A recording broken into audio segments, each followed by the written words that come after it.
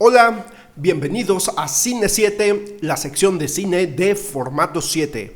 Yo soy Fernando C. Fink y el día de hoy vamos a hablar sobre la película El Resplandor. Esta película es un clásico dirigido por Stanley Kubrick, estrenada en 1980. Es un clásico del cine de terror, pero también es una de las grandes obras maestras del cine hollywoodense, que este año cumple su 40 aniversario. Antes de que los cines dejaran de proporcionar servicio de proyección de películas, es decir, a principios de año, antes de la pandemia, todavía El Resplandor alcanzó a ver un reestreno en la pantalla grande después de una remasterización que se hizo en 4K, es decir, en la resolución más alta que actualmente se está proyectando en las salas de cine. Y pues todos aquellos fans del cine de terror o fanáticos del cine de calidad en general tuvieron la oportunidad de verla por primera vez en unas condiciones óptimas, así como los fanáticos de esta película tuvimos la oportunidad de revisitarla a pesar de las decenas de veces que probablemente muchos de nosotros ya la habíamos visto. Tuvimos la oportunidad de revisitarla en una calidad que nos hizo sentir que la estábamos viendo por primera vez. La película de El Resplandor es financiada por el estudio Warner Brothers, dirigida por Stanley Kubrick, filmada en los estudios Pinewood allá en Londres y basada en una novela homónima del escritor estadounidense Stephen King. Este novelista nunca estuvo conforme con la versión que dirigió Stanley Kubrick.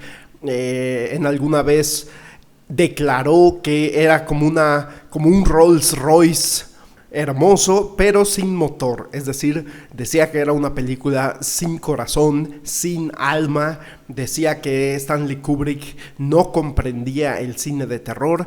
Y la razón por la que Stephen King fue tan duro con la adaptación al cine de su película es que, en efecto, Stanley Kubrick se deshizo de todo el sentimentalismo que caracteriza la obra de Stephen King, o mucha de la obra de Stephen King. Él es un escritor con muchos tintes ñoños, por así decirlo. Es un escritor muy emotivo, mientras que Stanley Kubrick pues siempre tuvo fama de ser un director frío, aunque pienso que hay en muchas de sus películas escenas muy emotivas, pero en general sí era un director que no tenía la sensibilidad tan cursi, por llamarla de algún modo, de el novelista Stephen King. Sin embargo, Kubrick logró hacer una obra maestra, una película que ha traumado a muchas generaciones ya, una película que durante 40 años no ha dejado de sorprender y de asustar a miles y miles de espectadores en todo el globo terráqueo. Sin embargo, la razón por la que decidí hablar sobre esta película, aparte de celebrar sus 40 años, es que hay una versión internacional que Kubrick editó después del estreno de la película en los Estados Unidos. La versión oficial estrenada allá en Estados Unidos dura 2 horas con 20 minutos. Sin embargo, es una versión a la que no le fue bien en taquilla. Por lo tanto, Kubrick le cortó 20 minutos para su estreno en el resto del mundo. Y esto dio como resultado una versión de 2 horas que es la que conocimos en México, tanto en el cine como cuando después se editó en video, en VHS, en Betamax, en DVD. Ya cuando llegó a la versión de Blu-ray, ya nos llegó a México la versión estadounidense de 2 horas con 20 minutos. Sin embargo, la versión de 2 horas que todavía fue editada en DVD aquí en México y en muchos lugares del mundo, a mí me parece que es una versión mucho más sutil y por lo tanto es una versión que provoca más terror.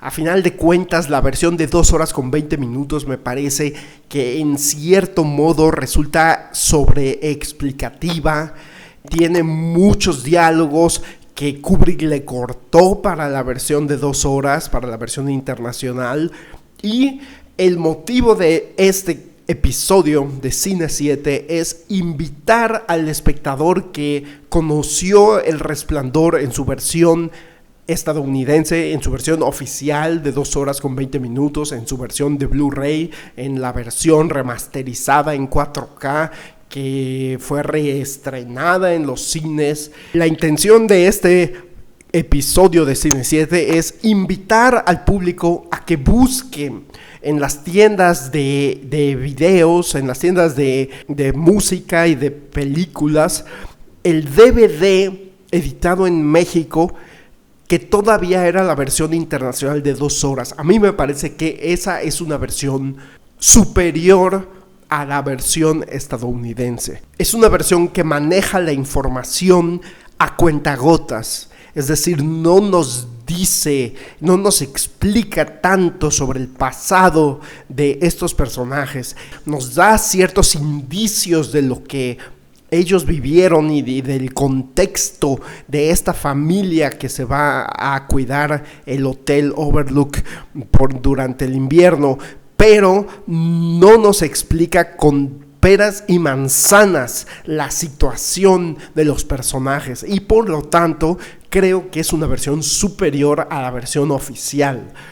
Casi me atrevería a decir que si a Kubrick le preguntaran con cuál de las dos versiones se queda, quizá me equivoque, pero yo pienso que él se decantaría por la versión de 2 horas, porque Kubrick era famoso por editar y reeditar sus películas hasta que ya literalmente la fecha del estreno estaba encima.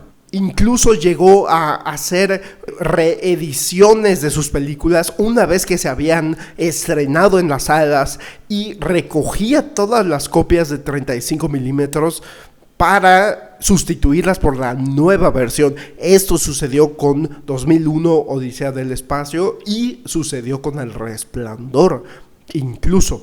Entonces yo invitaría a cualquier fanático de la película a comparar esas dos versiones, a ver detalladamente los cortes y las líneas de diálogo de las que Kubrick prescindió para la edición más cortita, la edición internacional, que tenía como objetivo ser más exitosa económicamente de lo que fue en Estados Unidos.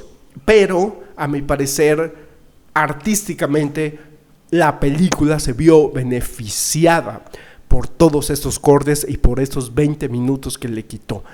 Entonces, pues esa es mi invitación a que vean la película del Resplandor. Si nunca la han visto, las dos versiones son muy valiosas.